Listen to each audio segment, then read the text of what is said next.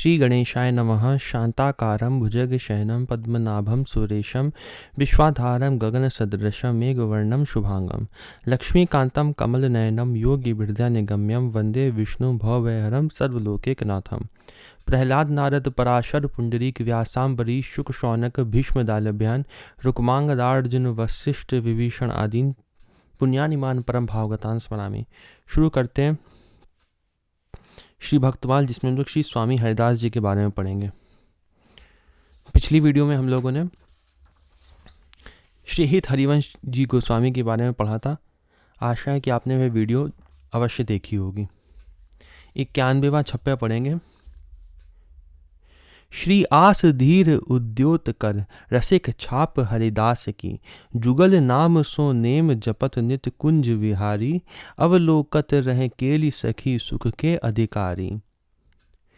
गान कला गंधर्व श्याम श्यामा को तोषे, उत्तम भोग लगाए मोर मरकट तिमि पोषे। नरपति द्वार ठाड़े रहे दर्शन आशा जास की, श्री आसुधीर उद्योत कर रसिक छाप हरिदास की। इसका भावार्थ पढ़ते हैं। श्री स्वामी हरिदास जी श्री आशुधीर जी के सुयश को जगत में प्रकाशित करने वाले हुए। आशुधीर जी कौन थे? इनके गुरु थे। आपकी रसिक यह छाप थी, अर्थात वैष्णव समाज में श्री रसिक जी इस नाम से विख्यात थे। आपका श्री कुंज विहारिणी विहारी श्री श्यामा श्याम प्रिया प्रियतम युगल के नाम के प्रति बड़ा नेम प्रेम था। आप निरंतर प्रेम पूर्वक श्री युगल नाम का जप किया करते थे तथा नित्य श्री प्रिया प्रियतम की केली विलास लीला का दर्शन करते रहते थे। आप सखी सुख के परम अधिकारी थे तथा संगीत विद्या में ऐसे निपुण थे कि आपके समक्ष गंधर्व भी एक कला मात्र प्रतीत होते थे। तो इतने बड़े संगीत में ये थे कि गंधर्व भी इनके सामने कुछ भी नहीं थे। युगल नाम का जप करते थे। रसिक छाप इनको मिली हुई थी और सखी जो जैसे स्वामी हरिदास जी जो है वह निम्बार्क संप्रदाय के ही निम्बार्क संप्रदाय में ही आते थे, लेकिन इन्होंने एक सखी संप्रदाय भी अलग से बनाई, वह भी निम्बार्क में ही आएगी। अपने रसमय संगीत से आप श्री श्यामा श्याम को सदा रिझाते थे। आप अपने परम आराध्य श्री श्यामा श्याम को परम उत्तम भोग अर्पित करते थे और संत से अवशिष्ट भोग प्रसाद द्वारा मयूर, बंदर एवं मछलियों को भी पोषण करते थे। जो भोग प्रसाद होता था वह मयूर, मोरों को भी देते थे, बंदरों को भी देते थे और मछलियों को भी देते थे। बड़े बड़े राजा महाराजा आपके दर्शनों की आशा में कुंज द्वार पर खड़े रहते थे। जैसे यहाँ पे आया आसधीर, उनके लिए लिखा है आप श्री स्वामी हरिदास जी के गुरु थे। किसी किसी के मत से पिता और गुरु दोनों थे। जैसा आया है रसिक छाप, उसके लिए लिखा है श्री राधा जी ने इन्हें रसिक की छाप प्रदान की। इसके लिए ये पद दिए हुए हैं। नित्य दिव्य लीला मंडल में रास रचियो रंग भारी, होड़ा होड़ी नृत्य करे मन मगन पिया अरु प्यारी। नचे कौन आछो यह कहिए पूछत कुंज बिहारी, कही बार द्वे श्री स्वामी जी कही द्वार द्वे श्री स्वामी जी ने आछो नाचे प्यारी। तीजे पूछत ही प्यारे को लियो अंक में लाई, नचन नचावत तुम दो जानत सके कौन बतलाई। चौसर नरद प्रथम है काची, ता पाछे ते पकई, ऐसे रंग तिहारे रंग के 3 बार में छकई। सुनी के प्यारी मुदित है गई, छाप रसिक की दीनी, हो स्वामी ललिता अवतारी बात प्रकट यह कीनी। अवलोकत रहे केली, ऐसे ही देखत रहो जन्म सुफल करि मानो। प्यारी की भावती, भावती के प्राण प्यारे, जुगल किशोर ही जानो। छिन्न टरो पल हो न इत उत रहो, एक ही तानो। श्री हरिदास के स्वामी श्यामा कुंज बिहारी सो मन रानो। गान कला गंधर्व, इसके लिए लिखा है तानसेन प्रथम ओरछा के राजा श्री राजा राम बुंदेला के दरबार के प्रथम गायक थे। दरबार में इनका विशेष सम्मान होने के कारण अन्य गवैयों ने राजा से षड्यंत्र रचकर दीपक राग गाने के लिए विवश कराया, क्योंकि इन्हें दीपक राग सिद्ध था। दीपक राग गाने से असंख्य दीपक स्वतः प्रज्वलित हो जाते थे, लेकिन इन्हें मेघ मलार राग की सिद्धि नहीं थी। राजा को षड्यंत्र का पता न होने के कारण तानसेन से विशेष जोर देकर दीपक राग गवाया, जिससे शरीर में गर्मी व्याप्त हो गई। उसको गाने से इनके शरीर में भी गर्मी व्याप्त हो गई। तानसेन पागल की तरह जंगल में घूमने लगे। कंडा बीनने वाली दो माताओं ने इन्हें दीपक राग का जला हुआ जानकर मेघमलार राग के द्वारा वर्षा करके इनके जलन को शांत किया। तानसेन ने उनके चरणों में पड़कर ये राग सीखने के लिए अनुरोध किया। माताओं ने कहा, श्री वृंदावन धाम में जाकर श्री स्वामी हरिदास जी से संगीत सीखो, उनकी कृपा से सभी राग तुम्हें सिद्ध हो जाएंगे। तब तानसेन वृंदावन जाकर श्री स्वामी जी का शिष्यत्व ग्रहण कर संगीत सम्राट की पदवी को ग्रहण किया। बैजू बावरा आदि गायक आपके ही कृपा पात्र थे। अभी इसमें पद में आया है उत्तम भोग लगाए, उसके लिखा है श्री बांके बिहारी जी के श्री चरणों से नित्य 12 मोहरें प्रकट होती थी। 12 मोहरें प्रकट होती थीं। उन्हीं मोहरों से मथुरा से नित्य भोग सामग्री आती और श्री ठाकुर जी को उत्तम भोग लगता था। श्री स्वामी जी संतों, मोर, बंदर, मछली आदि को भोग खिला देते और स्वयं एक मुट्ठी चना पाकर भजन आराधन करते। तो जो प्रसाद होता था वह तो जो 56 भोग का प्रसाद होता था ना, बहुत सारा, वह मोर, बंदर और मछलियों को खिला देते हैं और खुद नहीं लेते थे, वो स्वयं नहीं लेते थे। स्वयं क्या लेते थे? केवल चना, एक मुट्ठी चना लेते थे बस। एक दिन श्री बिहारी जी ने श्री स्वामी जी से प्रार्थना की है कि आप भी अच्छा प्रसाद ग्रहण करें, क्योंकि इनके वैराग्य, संतों की वैराग्य वृत्ति होती है, तो वह कोई भी अच्छा जो भोग होता है, 56 भोग और वह सब ग्रहण नहीं करते हैं, चना खाते हैं जिससे शरीर चल सके बस। फिर भगवान ने कहा कि आप भी अच्छा प्रसाद ग्रहण करें। तब श्री स्वामी जी ने कहा कि उत्तम भोग तो आपको ही शोभा देते हैं, हम विरक्तों के लिए उचित नहीं हैं। लेकिन श्री ठाकुर जी के विशेष आग्रह पर चना की जगह अंगा बाटी थोड़ा सा पा लेते।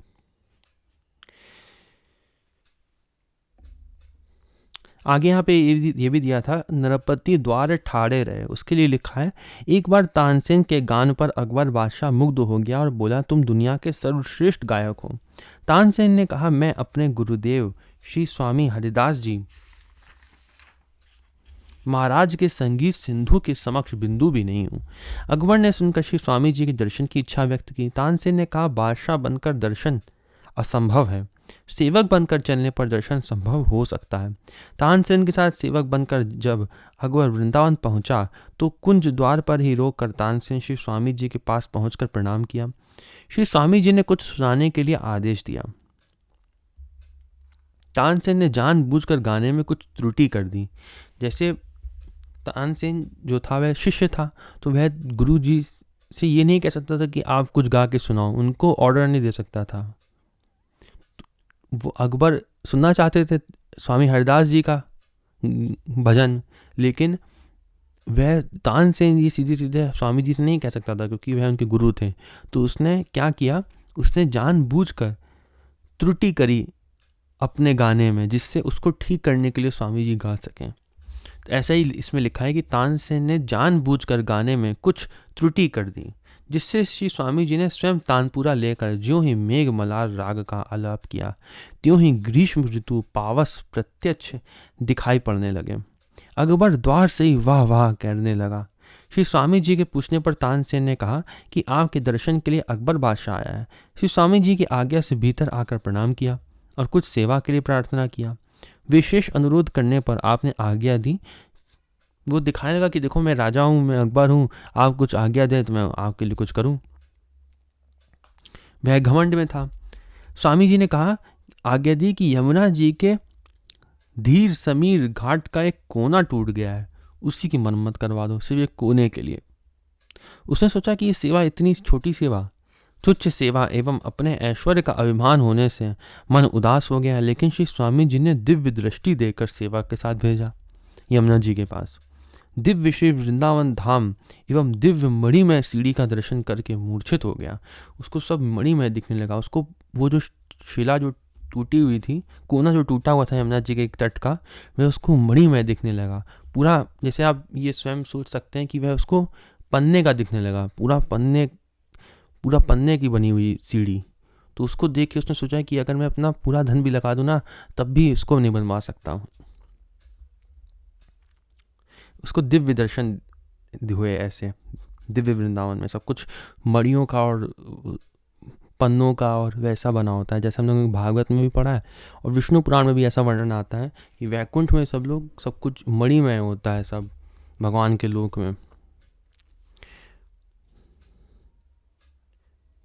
तो सीढ़ी का दर्शन करके मूर्छित हो गया। तत्पश्चात श्री स्वामी जी के पास आकर चरणों में पड़ गया और बोला, मैं सारी बादशाहत से एक सीढ़ी के टूटे हुए कोने को बनवाने में असमर्थ हूँ, मुझे तो आप कोई छोटी सेवा बतावें।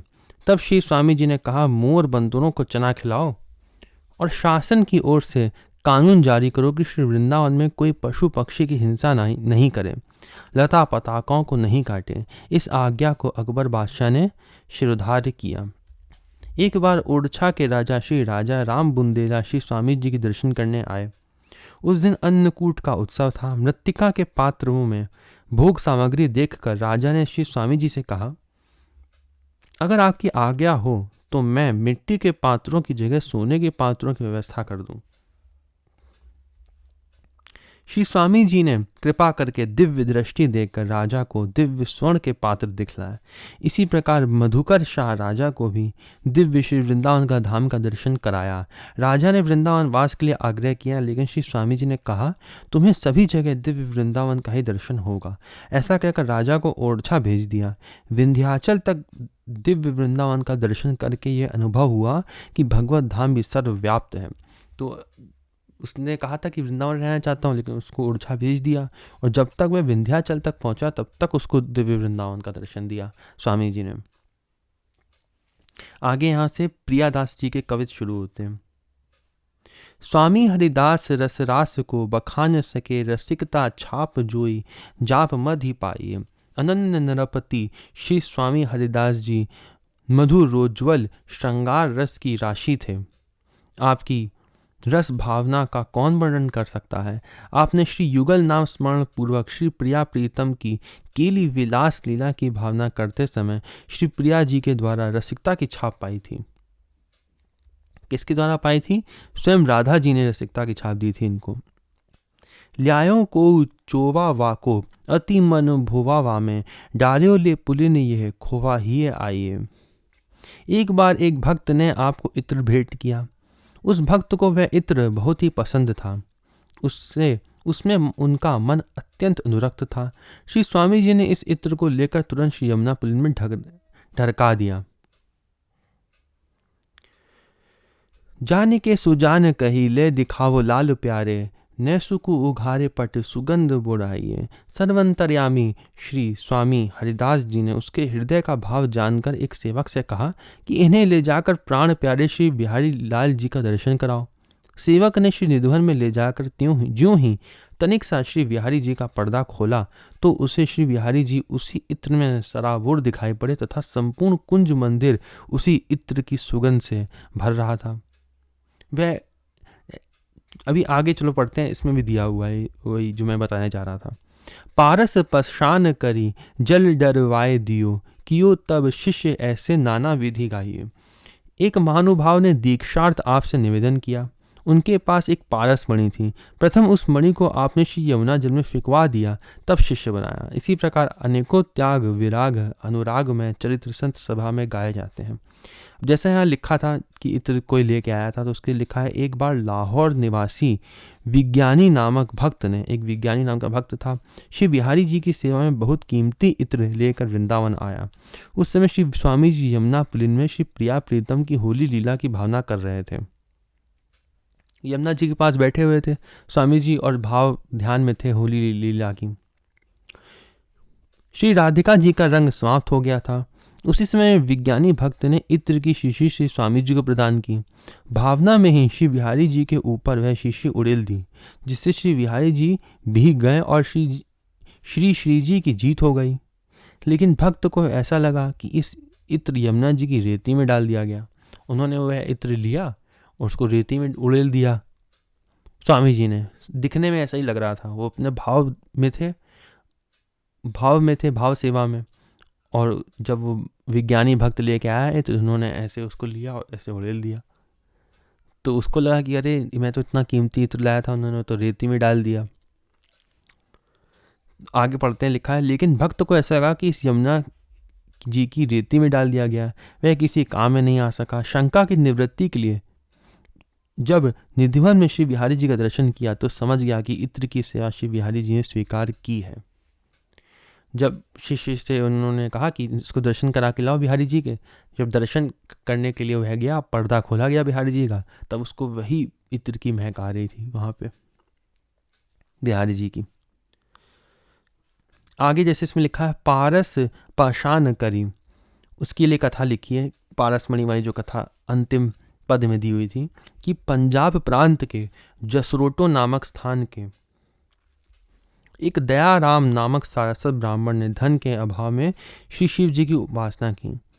जैसे आप लोग ये सोच सकते हैं कि प्रियादास जी ने भी, और नाभादास जी के छप्पे और प्रियादास जी के कवित दोनों में ही ये क्यों वर्णन नहीं होता है कि उसका नाम ये था, वह वहाँ का था, या उसके पिता ये थे। ये सब वर्णन ना प्रियादास जी करते हैं और ना नाभादास जी करते हैं। ये तो हम लोग टिप्पणी में थोड़ा बहुत पढ़ लेते हैं इस बारे में। क्यों नहीं करा नाभादास जी और प्रियादास जी ने? क्योंकि वह आवश्यक नहीं था। अब क्या करोगे जानकर कि वह पंजाब प्रांत का था, या वह जैसे ऊपर हम लोगों ने पढ़ा था लाहौर निवासी था? क्या करोगे जान के आप? इससे कोई हमारा प्रयोजन नहीं सिद्ध होगा। जो भक्ति का तत्व होता है, केवल वह बातें भक्तमाल में प्रियादास जी और नाभादास जी ने बताई हैं। जो अनावश्यक बातें हैं वह उन्होंने नहीं बताई है, तभी तो वह शास्त्र है। शास्त्र में एक भी शब्द अनावश्यक नहीं होता है। इस छप्पे में एक भी शब्द अनावश्यक नहीं है। एक एक शब्द जो है वह मंत्र होता है। ये छप्पे में एक एक शब्द मंत्र है। ये कवित्व में एक एक शब्द मंत्र होता है। वह अनावश्यक बातें नहीं बताते हैं। वह जिन लोगों की जानने की इच्छा होती है कि वह कौन होगा, कहाँ का होगा। लोग सोचेंगे कि आपने कथा तो पढ़ ली, लेकिन आपने तो बताया नहीं कि वह कहाँ का था आदमी। और फिर सोचेंगे कि आपको तो कुछ पता ही नहीं है। आपने पूरी भक्तमाल पढ़ ली और वह आदमी कहाँ का था वो तो आपको पता ही नहीं। लेकिन उससे कोई प्रयोजन नहीं है, क्योंकि हमको केवल भक्ति तत्व को जानना है। कुछ लोगों के अंदर ये अंदर इच्छुक हो सकते हैं कि वह कहाँ का था, इसलिए टिप्पणी में वह अधिक कथा दी होती है जिसमें यह भी दिया होता है कि वह कहाँ का था। जैसा यहाँ टिप्पणी में दिया है कि लाहौर का था, टिप्पणी में दिया है कि वह पंजाब प्रांत का था, लेकिन जो कवित्व में हम लोग ने पढ़ा उसमें ये नहीं लिखा हुआ था कि वह कहाँ का था। आशा है कि ये डाउट जो है वह लोगों के दिमाग में अगर आया हो कि प्रियादास जी या नाभादास जी क्यों नहीं लिखते हैं, वह सॉल्व हो गया होगा। तो आगे पढ़ते हैं। जैसे लिखा था हमने कि एक महानुभाव जो थे वह पारसमणि उन्होंने फिकवा दी थी स्वामी जी ने। तो लिखा है कि पंजाब प्रांत के जसरोटो नामक स्थान के एक दयाराम नामक सारस्वत ब्राह्मण ने धन के अभाव में श्री शिव जी की उपासना की, जिससे श्री शिव जी ने प्रसन्न होकर एक पारसमणि प्रदान की और कहा, यह पारसमणि तुम्हारे पास केवल 12 वर्ष तक ही रहेगी। शिव जी ने उसके ऊपर कृपा करी, प्रसन्न हुए। शिव जी जब कृपा करते हैं केवल धन नहीं देते, वह अपने भक्त को राधा कृष्ण के पास भेजते हैं। उसी को कृपा करने के लिए शिव जी ने उसको वह मणि दी और ऐसी कृपा करी कि वह राधा कृष्ण से मिल जाए। ऐसे हम लोगों ने कई कथा में भी पढ़ा है और शास्त्रों में भी ऐसा ही है। आगे पढ़ते लिखा है, तुम्हारे पास केवल 12 वर्ष तक रहेगी, शिव जी ने कहा, अतः इसे बाद में किसी सत्पात्र को दे देना। 11 वर्ष तक पारसमणि का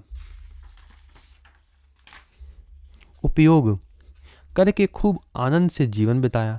तत्पश्चात वह पारसमणि को लेकर संतों महंतों के पास जाता और कहता कि मुझे शिष्य बना लो, मैं दक्षिणा में पारसमणि दूंगा। लोभ के कारण लोग शिष्य बनाने के लिए तैयार हो जाते, लेकिन जब वह ब्राह्मण वृंदावन में श्री स्वामी जी के पास आया तो श्री स्वामी जी ने कहा, पहले पारस को यमुना जी में फेंक आओ, तब दीक्षा दूंगा। श्री स्वामी जी के त्याग वैराग्य को देखकर सच्चे गुरु की खोज पूरी हुई। पारसमणि फेंक कर श्री स्वामी जी की शरणागति स्वीकार की और श्री श्यामा श्याम का भजन करने लगा। मंत्रोपदेश के बाद नाम रखा दयाल दास। कभी कभी पारसमणि की याद आ जाती, मन में विचार करता कि पारसमणि होती तो उसके द्वारा खूब परमार्थ करता। उसने सोचा खूब संतों की सेवा कर लेता अगर ऐसा होता तो स्वामी जी ने उनकी मन की बात भी जान ली। जो संत होते हैं वह एक तो सर्वव्यापक भी होते हैं, मतलब वो कहीं भी प्रकट हो सकते हैं, ठीक है संत। और एक और बात, प्रेमानंद के जो पांचों रस हैं, दास से शांत, दास से सख्य, वात्सल्य, माधुर्य, ये पांचों रस जो होते हैं वो पांचों रस सभी भक्तों में होते हैं। अगर कोई सोचे कि तुलसीदास जी के अंदर माधुर्य रस नहीं होगा या फिर हरिदास जी के अंदर दास से भाव का रस नहीं होगा, तो ऐसा नहीं सोचना है हमको, वरना हमारे अंदर भी भक्तापराध हो जाएगा। जैसे हरि राम व्यास जी जो है, इनके साथ भी ऐसा ही हुआ था। वह कथा जो है वो शायद इसमें दी होगी, जिसमें इन्होंने सोचा था हरिराम व्यास जी ने कि कबीरदास जी जो थे वह शांत रस वाले होंगे, वह प्रेमानंदी संत नहीं थे। इनके अंदर ऐसा भाव आ गया था, उसके कारण इनका भजन जो है वह रुक गया था। तो वो भी भक्ता अपराध हो जाता है अगर कोई ऐसा सोच ले तो सभी भक्त जो होते हैं वह पांचों रसों से पूर्ण होते हैं। क्यों? क्योंकि भगवान पूर्ण है, तो भगवान के भक्त जो होते हैं वे भी पूर्ण होते हैं, वे कभी भी अपूर्ण नहीं होते हैं। भगवान अपने भक्तों को कभी भी अपूर्ण नहीं रहने देते हैं। वह कभी भी प्रकट भी हो सकते हैं। जैसे रैदास जी जो थे वह उस समय नहीं थे मीराबाई के समय, लेकिन मीराबाई उनको गुरु मानती थी। ऐसा कई पदों में मीराबाई ने कहा भी है। मीराबाई के दर्शन भी एक संत ने किए थे 150 साल बाद उनके जाने के। एक प्रेम भिक्षु जी महाराज थे, उन्होंने चैतन्य महाप्रभु के दर्शन करे थे जगन्नाथपुरी में। तो भक्त जो होते हैं वे सदा हर जगह आ सकते हैं और सब कुछ जानते भी हैं। इसलिए उन्होंने ये बात जो थी दयाल दास की पारसमणि वाली, ये मन ही मन जान ली। श्री स्वामी जी की मन की बात जानकर बोले, श्री यमुना जी से एक अंजलि रज लेते आना। जो ही एक अंजलि रज उठाई तो देखा कि अंजलि में पारसमणि भरे हुए हैं। बहुत सारे पारसमणि उसको यमुना जी में दिखे। शंका दूर होने पर श्री स्वामी जी के चरणों में पड़कर क्षमा मांगी। श्री स्वामी जी ने कहा वह झूठा पारस है और श्यामा श्याम ही सच्चे पारसमणि हैं। दयाल दास ने कहा प्रभु आप ही सच्चे पारस हैं, वास्तव में सद्गुरु ही सच्चे पारस हैं। पारस में और संत में महत अंतरा जान, वह लोहा सोना करे यह करे आपू समान। कुछ विशेष चरित्र दिया हुआ है, उसको पढ़ लेते हैं। श्री स्वामी हरिदास जी श्री ललिता सखी के अवतार थे। तो भगवान की दो सखियां मुख्य मानी जाती हैं, एक ललिता और एक विशाखा। ललिता सखी के अवतार थे स्वामी हरिदास जी। 3 जो रसिक संत बताए गए वृंदावन के में कौन कौन से हैं? एक तो हित हरिवंश, जिनका हमने पिछली वीडियो में पढ़ा था, एक स्वामी हरिदास जी और एक हरिराम व्यास जी। ये तीनों जो हैं ये रसिक तीनों हैं, ठीक है। तीनों रसिक संत हैं, इनको कहा जाता है वृंदावन के रसिक संत 3। और ये विशाखा सखी के अवतार थे। आगे पढ़ते लिखा है, आचा रज ललिता सखी रसिक हमारी छाप, नित्य किशोर उपासना जुगल मंत्र को जाप। जुगल मंत्र को जाप वेद रसिकनी बानी, श्री वृंदावन धाम इष्ट श्यामा महारानी। प्रेम देवता मिले बिना सिद्धि होए ना कारज, भगवत सब सुख दानी प्रगट भय रसिकाचारज। भगवत आदेश से निकुंज जी की लीलाओं का आस्वादन कराने के लिए श्री स्वामी जी के रूप में प्रकट हुए।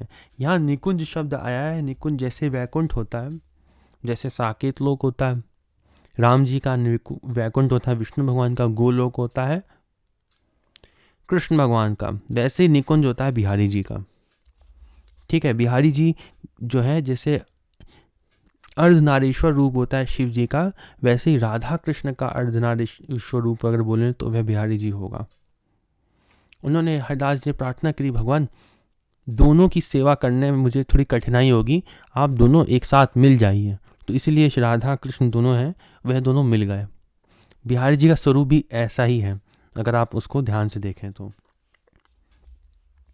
भगवत आदेश से निकुंज लीलाओं का आस्वादन कराने के लिए श्री स्वामी जी के रूप में प्रकट हुए। बाल्य अवस्था से ही प्रिया प्रियतम का ध्यान करते रहते हैं। 25 वर्ष की अवस्था में श्री आसुधीर जी से विधि पूर्वक विरक्त दीक्षा शिक्षा लेकर श्री निधुवन को ही अपना निवास स्थान बनाया। श्री निधुवन में एक प्राण द्विदेही श्री श्यामा श्याम का प्राकट्य अगहन शुक्ल पंचमी के दिन हुआ। क्या लिखा है? एक प्राण द्विदेही। ये बिहारी जी के बारे में ही लिखा है निधुवन में। इनके जो शिष्य थे स्वामी जी के, निधुवन में ही निकुंज का एक दरवाज़ा खुला जिसमें से उनके जो शिष्य थे वह अंदर जाके बिहारी जी को ले आए थे। केलीमाल का यहाँ एक पद भी दिया हुआ है। केलीमाल इनका सबसे प्रचलित शास्त्र है स्वामी जी का। वैसे तो कई शास्त्र हैं, अष्टादश पद भी है और केलीमाल भी है। वह भी हम भविष्य में अपने चैनल पे पढ़ेंगे और उसकी वीडियोस भी मैं अपलोड करने की कोशिश करूँगा। एक यहाँ पे पद दिया हुआ है, बहुत ही प्रचलित पद है केलीमाल जी का। उस समय श्री स्वामी जी ने पद गाया, मायरी सहज जोरी प्रकट भई जो रंग की गौर श्याम गन दामनी जैसे, प्रथम हूँ हुती अब हूँ आगे हूँ रही न टरही वैसे, अंग अंग की उजराई सुगराई चतुराई सुंदरता ऐसे, श्री हरिदास के स्वामी श्यामा कुंज बिहारी सम बैस वैसे। केलीमाल जो है वह मैंने भक्तमाल के नीचे अभी लगा भी रखी है यहाँ पे। ये केलीमाल जी हिंदी में ही है पूरी। इसको भी हम भविष्य में पढ़ेंगे और जानेंगे इसके बारे में भी। वैसे बहुत ही उच्च शास्त्र है और हमारे बुद्धि के लिए समझने के लिए बहुत ही कठिन भी है, लेकिन फिर भी हम जितनी बुद्धि हमारी है हम उसी के अनुसार इसको पढ़ने की कोशिश करेंगे। भगवान की कृपा होगी तो हम समझ सकेंगे, हरिदास जी की कृपा होगी तो। आगे पढ़ते हैं। फिर श्री स्वामी जी ने अपने पट्ट शिष्य श्री विट्ठल विपुल जी को आज्ञा दी कि रंग महल से झारी लाओ। तत्पश्चात सभी को दिव्य झांकी का दर्शन हुआ। श्री बिहारी जी के प्राकट्य से आपका यश सौरभ दिगंत में व्याप्त हो गया। आपके लाडले के दर्शन के लिए बहुत लोग आने लगे। श्री स्वामी जी की भक्ति का एक पर्वतपुरी का नाम का सन्यासी सिद्धिबल से परीक्षा लेना चाहा। कभी सिंह बनकर कभी सर्प बनकर डराने लगा। श्री स्वामी जी ने शिष्यों से कहा कि देखो, यह मानव शरीर पाकर सिद्धि के चक्कर में पशु आदि बनकर अपना व्यर्थ जीवन गंवा रहा है। एक दिन मोर बनकर आया तो श्री स्वामी जी ने कृपा करके मोर कहकर अपनाया। सन्यासी ने भी सिद्धिबल का गर्व छोड़कर चंडों में पड़ गया। युगल मंत्र का उपदेश देकर प्रकाश दास नाम रखा। तो जितना चरित्र इसमें दिया था स्वामी जी का, वैसे बहुत चरित्र है स्वामी जी का और भी, लेकिन जितना इसमें दिया था उतना यहीं पे समाप्त होता है। हम लोग अगली वीडियो में श्री हरिराम व्यास जी के बारे में पढ़ेंगे। ओम नमो भगवते वासुदेवाय। और जैसे ये पद था केलीमाल जी का, अगर कोई इसका अर्थ हिंदी में देखना चाहे तो अगर मैं उसको दिखा देता हूँ। ये पहला ही पद है केलीमाल जी में।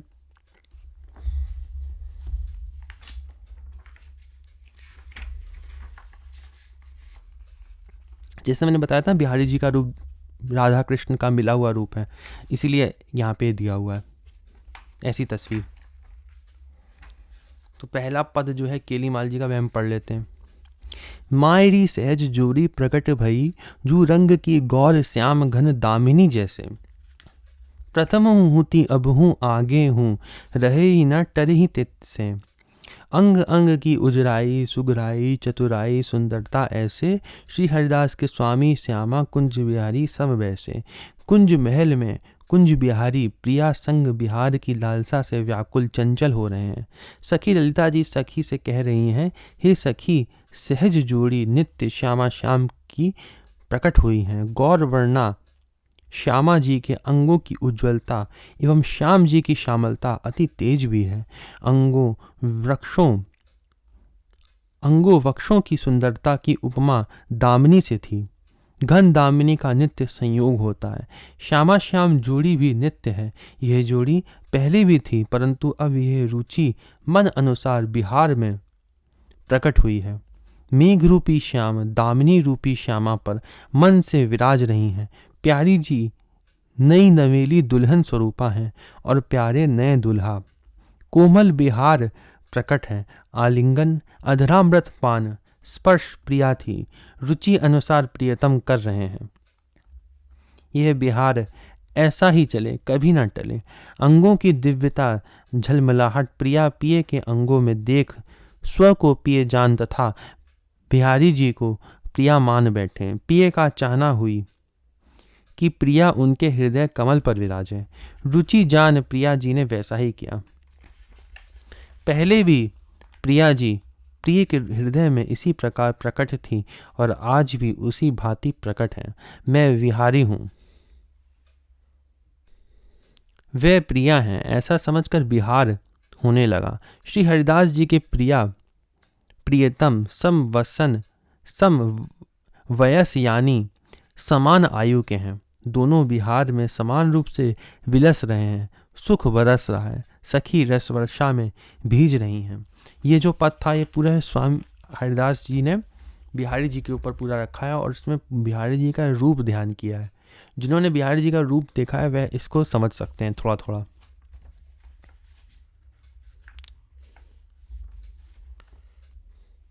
ओम नमो भगवते वासुदेवाय।